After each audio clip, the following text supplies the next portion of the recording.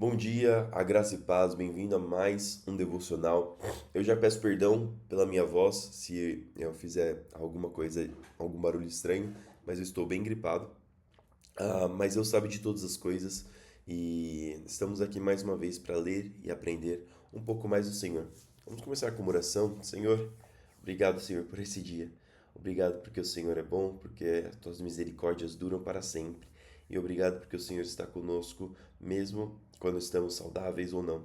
Senhor, abençoa para que essas palavras que leremos hoje e se encontrem, Senhor, encontrem morada em nossos corações, para que nossos olhos se abram para conhecer a verdade, entender a verdade que o Senhor tem para as nossas vidas.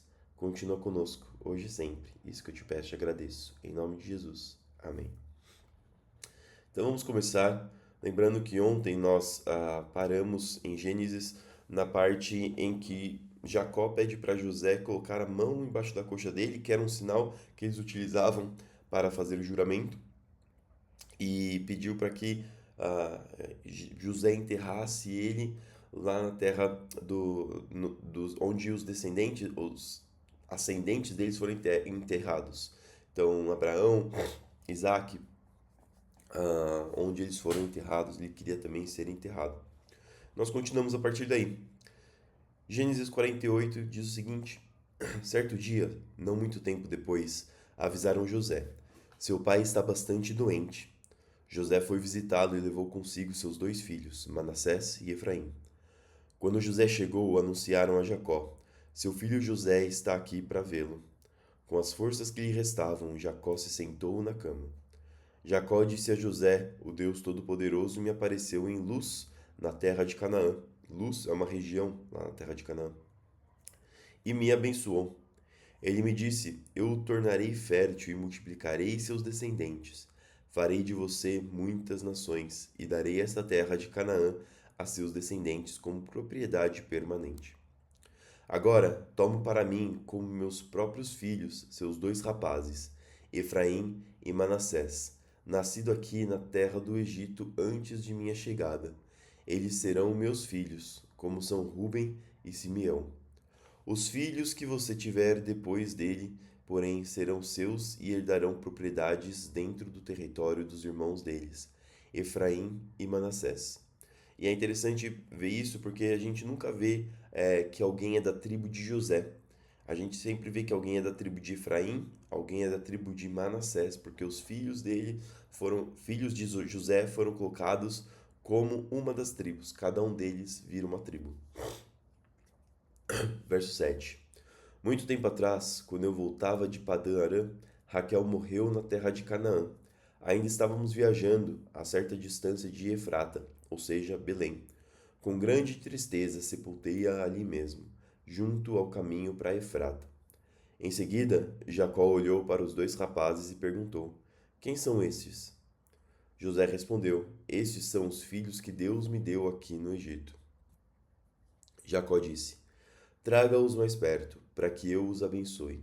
Os olhos de Jacó estavam enfraquecidos por conta da idade e ele quase não conseguia enxergar. José levou os rapazes para perto dele e Jacó os beijou e abraçou. Então Jacó disse a José: nunca imaginei que voltaria a ver seu rosto, mas agora Deus me permitiu ver também seus filhos. José tirou os rapazes de junto dos joelhos do avô e se curvou com o rosto no chão. Em seguida, colocou os rapazes na frente de Jacó. Com a mão direita, colocou Efraim diante da mão esquerda de Jacó, e com a mão esquerda, colocou Manassés sobre a mão direita de Jacó. Mas ao estender as mãos para colocá-las sobre a cabeça dos rapazes, Jacó cruzou os braços, pôs a mão direita sobre a cabeça de Efraim, embora fosse o mais novo, e a mão esquerda sobre a cabeça de Manassés, embora fosse o mais velho. Em seguida, José abençoou José, dizendo: que o Deus diante do qual andaram meu avô Abraão e meu pai Isaque, o Deus que tem sido meu pastor toda a minha vida até o dia de hoje, o anjo que me resgatou de todo o mal, abençoe esses rapazes, que eles preservem meu nome e o nome de Abraão e Isaque, e seus descendentes se multipliquem grandemente na terra. José, porém, não se agradou quando viu o pai colocar a mão direita sobre a cabeça de Efraim, Por isso levantou-a para passá-la da cabeça de Efraim para a cabeça de Manassés. Não, meu pai, disse ele, este é o mais velho. Coloque a mão direita sobre a cabeça dele, porque, como sabemos, é o costume do mais velho receber a maior bênção, né? Ser o primeiro a receber aquilo que a família tem. 19. Mas seu pai se recusou e disse: Eu sei, meu filho, eu sei. Manassés também se tornará um grande povo, mas seu irmão mais novo será ainda maior, e seus descendentes se tornarão muitas nações. Assim Jacó abençoou os rapazes naquele dia com a seguinte bênção: O povo de Israel usará seus nomes quando pronunciarem uma bênção. Dirão: Deus os faça prosperar como Efraim e Manassés. Deste modo, Jacó pôs Efraim adiante de Manassés. É só mais um detalhe interessante nessa parte do irmão mais novo, porque a Bíblia sempre traz essa quebra de paradigma. Em um momento em que a cultura diz que o filho mais velho deveria receber as honras, né, ele deveria receber as bênçãos, deveria ser o primeiro, o melhor, a Bíblia sempre vai e inverte. Então, Jacó, apesar de Esaú e Jacó serem irmãos gêmeos, Jacó é o que nasce depois e Jacó é o que recebe a bênção do primogênito. Aqui é a mesma coisa com Efraim e Manassés. Efraim, apesar de ser mais novo, é aquele que recebe a bênção primeiro. E da mesma forma, se a gente olhar de forma mais macro, nós temos o Antigo Testamento, a lei dos homens, a lei de Deus, vindo primeiro do que Jesus, com a graça, com a nova aliança. Mas a nova aliança se torna melhor do que a antiga aliança. Se torna aquela que vem realmente para trazer a salvação, que vem realmente para agregar as muitas nações ao povo de Deus. Verso 21. Então Jacó disse a José: Morrerei em breve, mas Deus estará com vocês e os levará de volta a Canaã, a terra de seus antepassados. Em razão de sua autoridade sobre seus irmãos, eu lhes dou uma porção a mais da terra, que tomei dos amorreus com a minha espada e meu arco. Então Jacó mandou chamar todos os seus filhos e lhes disse: Reúnam-se ao meu redor, e eu direi o que acontecerá a cada um de vocês nos dias que virão. Venham e ouçam, filhos de Jacó, ouçam Israel, seu pai. Ruben, você é meu filho mais velho, minha força, o filho da minha juventude vigorosa. É o primeiro em importância e o primeiro em poder. É, contudo, impetuoso como uma enchente, e não será mais o primeiro, pois deitou-se em minha cama, desonrou meu leito conjugal. Simeão e Levi são iguais em tudo, suas armas são instrumentos de violência. Que eu jamais esteja presente em suas reuniões e nunca participe de seus planos, pois em sua ira mataram homens e por diversão aleijaram bois. Maldita seja sua ira, pois é feroz. Maldita sua fúria, pois é cruel. Eu os espalharei entre os descendentes de Jacó e os dispersarei por todo o Israel. Judá, seus irmãos o louvarão. Você agarrará seus inimigos pelo pescoço, e todos os seus parentes se curvarão à sua frente. Judá, meu filho, é um leão novo que acabou de comer sua presa. Como o leão, ele se agacha, e como a leoa, se deita. Quem tem coragem de acordá-lo? O cetro não se afastará de Judá, nem o bastão de autoridade de seus descendentes, até que venha aquele a quem pertence aquele que todas as nações honrarão. Aqui Jacó já profetizando sobre Jesus na vida da família de Judá, da descendência de Judá. E mais um detalhe, lembra que as histórias contaram sobre as coisas ruins que os filhos de Jacó fizeram? A gente vê aqui que Deus não tarda o julgamento, Deus não tarda a consequência daqueles que fazem o mal. Nosso Deus, é um Deus de justiça, então em algum momento ele traz realmente a justiça sobre o povo, mesmo sobre o seu povo, que ele quer como exemplo para as nações. Verso 11, falando ainda da profecia sobre Jesus. Ele amarra seu potro a uma videira, Seu jumentinho a uma videira seleta. Lava suas roupas em vinho, suas vestes no sangue das uvas. Seus olhos são mais escuros que o vinho, seus dentes mais branco que o leite. Zebulão se estabelecerá à beira-mar e será um porto para os navios. Suas fronteiras se estenderão até Sidom. Issacar é um jumento forte, que descansa entre dois sacos de carga. Quando vir como o campo é bom e como a terra é agradável, curvará seus ombros para a carga e se sujeitará a trabalhos forçados. Dan governará seu povo, como qualquer outra tribo de Israel. Dan será uma serpente à beira da estrada, uma víbora junto ao caminho que morde o calcanhar do cavalo e faz o cavaleiro cair. Ó Senhor, espero pelo teu livramento. Gade será atacado por bandos de saqueadores, mas os atacará quando baterem em retirada. Asser se alimentará de comidas deliciosas e produzirá iguarias dignas de reis. Naftali é uma gazela solta que dá à luz lindos filhotes. José é a árvore frutífera junto à fonte. Seus ramos se estendem por cima dos muros. Arqueiros o atacam brutalmente, atiram nele e o atormentam. Seu arco, porém, permaneceu esticado, e seus braços foram fortalecidos, pela mão do poderoso de Jacó, pelo pastor, a rocha de Israel. Que o Deus de seu pai o ajude, o Todo-Poderoso o abençoe com bênção dos altos céus, bênção das profundezas das águas, bênçãos dos seios e do ventre. Que as bênçãos de seu pai ultrapassem as bênçãos de meus antepassados e alcancem as alturas das antigas colinas. Que essas bênçãos descansem sobre a cabeça de José, que é príncipe entre os seus irmãos. Benjamim é um lobo voraz, pela manhã devora seus inimigos, ao entardecer divide o despojo. Essas são as 12 tribos de Israel, e foi isso que seu pai disse ao despedir-se de seus filhos. Deu a cada um deles a bênção que lhe era adequada. Em seguida, Jacó lhes deu a seguinte instrução: Em breve morrerei e me reunirei a meus antepassados. Sepultem-me com meu pai e com meu avô na caverna do campo de Efron, o Hitita. É a caverna de Macpela, perto de Manre, em Canaã, que Abraão comprou do Hitita como sepultura permanente. Ali estão sepultados Abraão e sua mulher, Sara. Ali também estão sepultados Isaque e sua mulher, Rebeca. E ali sepultei Lia. É o campo e a caverna que meu avô, Abraão, comprou dos hititas.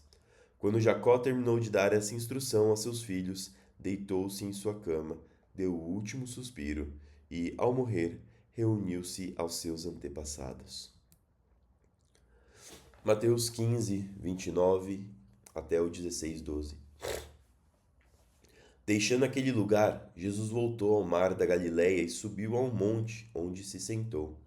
Uma grande multidão veio e colocou diante dele aleijados, cegos, paralíticos, mudos e muitos outros, e ele curou a todos. Não curou apenas alguns, ele curou a todos.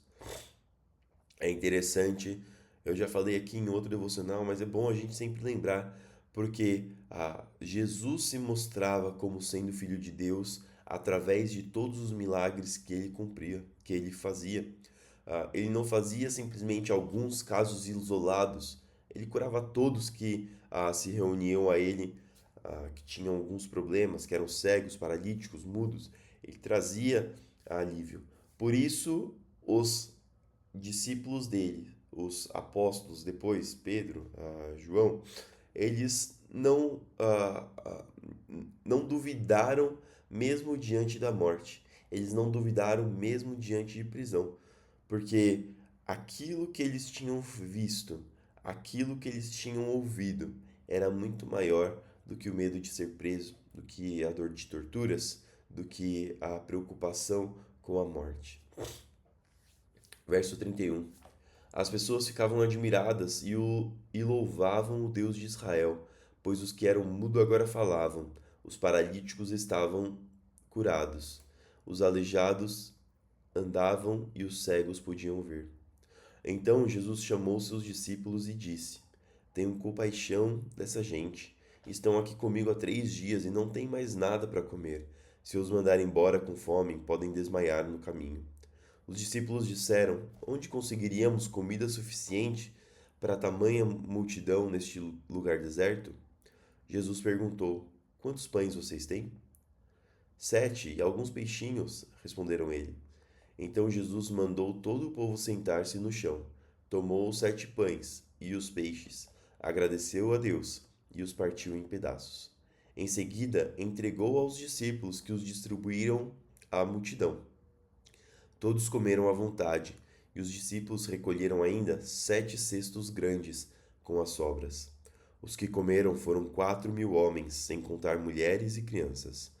Então Jesus os mandou para casa, entrou num barco e atravessou para a região de Margadã. Os fariseus e saduceus vieram por Jesus à prova, exigindo que lhes mostrassem um sinal do céu. Ele respondeu: Vocês conhecem o ditado: céu vermelho ao entardecer, bom tempo amanhã. Céu vermelho e sombrio logo cedo, mau tempo o dia todo.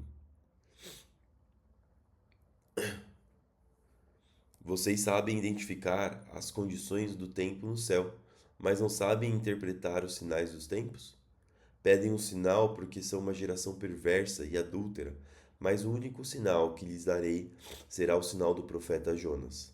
Então Jesus os deixou e se retirou.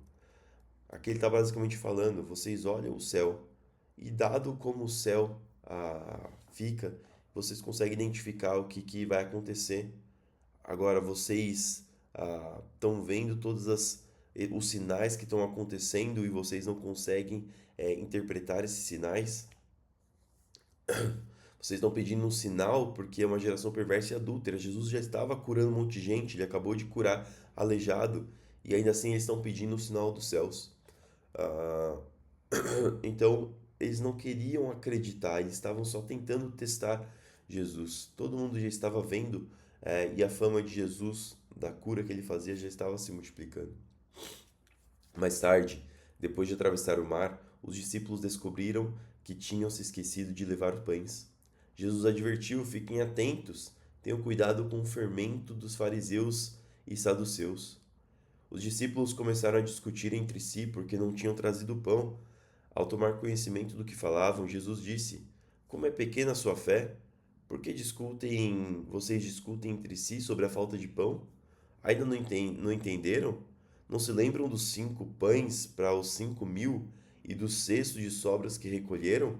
Nem dos 7 pães para os 4.000 e dos cestos grandes de sobras que recolheram? Aqui ele fala que os discípulos ainda estão preocupados com as coisas materiais, quando Jesus está além disso. As coisas materiais não preocupam Jesus, porque com 5 pães ele alimenta 5.000 pessoas. Verso 11. Como não conseguem entender que não estou falando de pão? Repito, tenham cuidado com o fermento dos fariseus e dos saduceus. Finalmente entenderam que ele não se referia ao fermento do pão, mas o ensino dos fariseus e dos saduceus. E por que ele chama o ensino de fermento?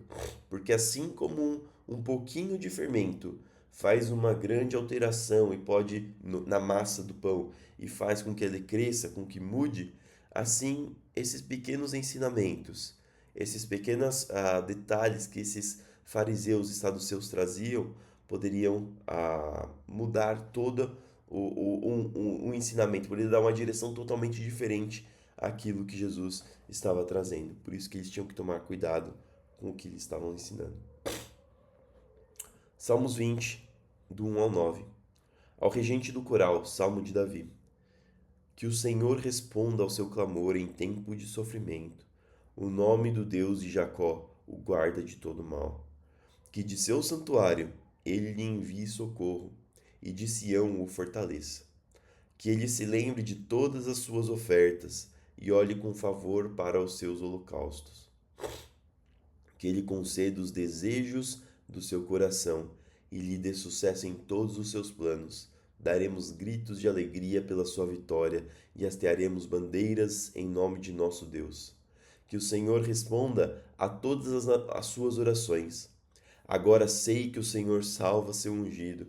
Ele responderá de seu santo céu e o livrará com grande poder. Alguns povos confiam em carros de guerra, outros em cavalos, mas nós confiamos no nome do Senhor, nosso Deus. Tais nações perdem as forças e caem, mas nós levantamos e permanecemos firmes. Dá vitória ao teu rei, ó Senhor. Responde o nosso clamor por socorro. E por fim, Provérbios 4, do 20 ao 27. Meu filho, preste atenção ao que digo, ouça bem minhas palavras. Não as perca de vista, mantenha-as no fundo do coração, pois elas dão vida a quem as encontra e saúde a todo o corpo.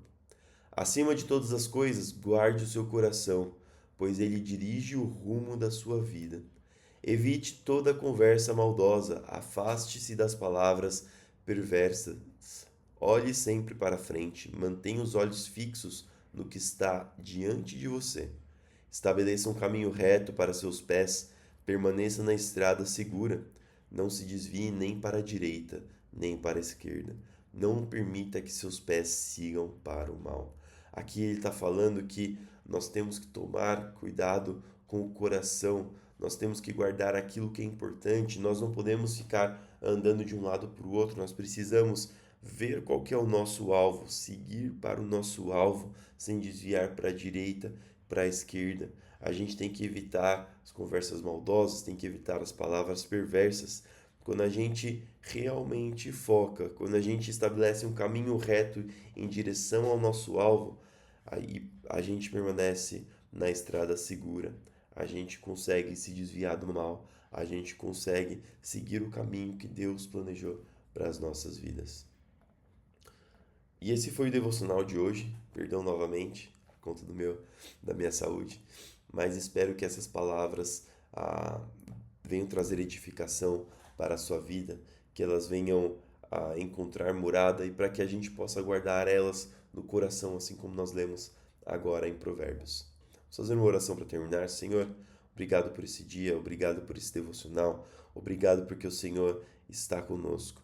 Abençoe aqueles que estão indo trabalhar, abençoe aqueles que vão ter os seus afazeres nesse sábado, que o Senhor possa abençoar e guardá-los.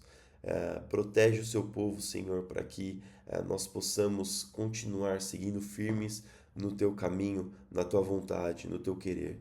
Traga, Senhor, cura, abençoa para que nós possamos, Senhor, ter refrigério em nossa carne, em nossa alma, para que as suas mãos poderosas de cura venham aliviar qualquer sofrimento, qualquer dor, qualquer enfermidade. Visite aqueles que estão nos hospitais, visite aqueles que estão nas prisões, visite, Senhor, aqueles que estão, Senhor, sentindo abandonado, para que o teu amor alcance essas pessoas e venha trazer, Senhor, transformação para a vida. Fica conosco em mais esse dia e para que o seu nome seja glorificado através das nossas ações. Isso é o que eu te peço e te agradeço. Em nome de Jesus. Amém. Que você tenha um bom dia, que você continue focado nos caminhos do Senhor, para que nós possamos cada dia mais caminhar com Deus. Fique com Deus e nos vemos novamente amanhã.